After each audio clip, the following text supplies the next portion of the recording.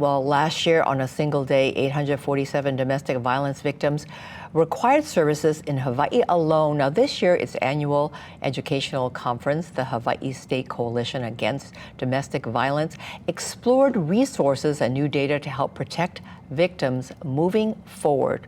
KITV4's Aaron Coogan joins us live in studio this morning with the details. Good morning, Aaron.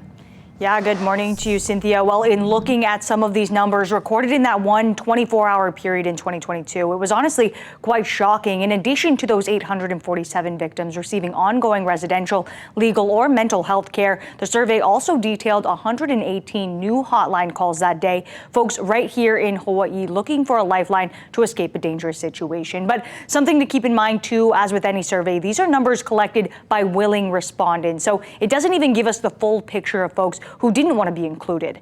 Still, it's the reason the Hawaii State Coalition Against Domestic Violence teamed up with advocates throughout the states every year to provide an update as to how to best help victims moving forward. This year, its theme, Reimagining a Path to Safety and Health. Experts discussed Hawaii's critical housing issues and new national gun regulations in respect to their impacts on local domestic violence situations. They shined light on ever-advancing services and collaborated ways to make help more accessible. As new technology, new barriers, and new victims surface every day, they say conversation surrounding domestic violence awareness and prevention is one that will always have new topics to explore. This year, we wanted to have a session dedicated to gun violence. Not a lot of people know that there is a nexus between domestic violence, gun violence, and mass violence. So we wanted to make sure that our advocates and our community partners learned about what that connection was, but also what are the tools and laws and legislation already in place that we can work with to help survivors of domestic violence.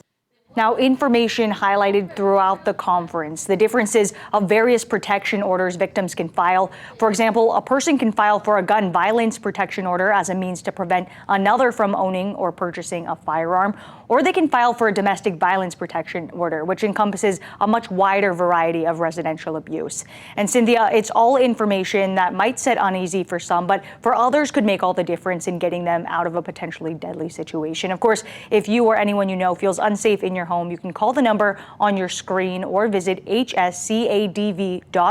for a full list of resources in Hawaii. For now, reporting live, Aaron Coogan, KITV4 Island News.